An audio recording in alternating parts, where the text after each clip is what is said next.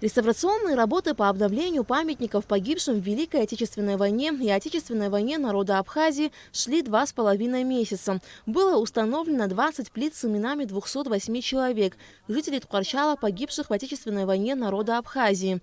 Также у мемориала погибшим в 1941-1945 годах установлена гранитная плита с выгравированными на нем именами 97 защитников Отечества. На месте захоронения погибших героев также установлено 45 гранитных плит. Имена павших на плитах выгравированы из жидкого сусального золота. Посоветовавшись с главой администрации, приняли решение изменить цветовую гамму мемориала, внесли черный цвет для улучшения контраста. Все имена и фамилии перенесли на черный гранит. И это и могилы, где ребят находятся, и общие списки ребят. И на стеле 41-45 тоже. В общем, вся стела 41-45 год была демонтирована и облицована заново. Кое-где, да, они уже попадали, не было видно имен, фамилий. И вот приняли такое решение полностью изменить. Все это перенесли, вот уже выгравировали на станках и покрыли золотом. Кроме того, обновлена плита с надписью «У мемориала Отечественной войны народа Абхазии». Также у памятника первому президенту Владиславу Гардзенбо полностью обновили гранит и поменяли надписи.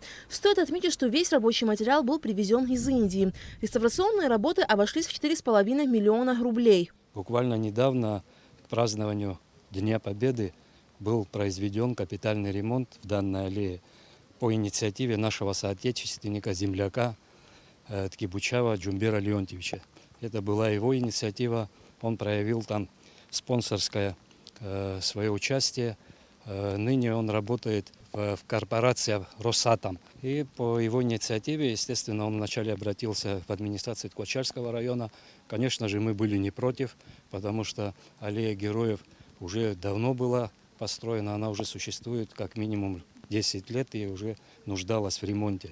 Мы, конечно, поддержали такую инициативу. Жители Ткварчала выражают благодарность за проделанную работу по увековечению памяти погибших героев. От своего имени, от имени, мне кажется, ткварчельца каждого благодарна Джумберу Леонтьевичу, что он не прошел мимо, откликнулся. Более того, его организация Росэнергоатом тоже, как говорится, поддержала его инициативу, и вот какая работа была выполнена. На аллее героев были проведены работы и по ее благоустройству. Обновлены лавочки и покрашена ограда.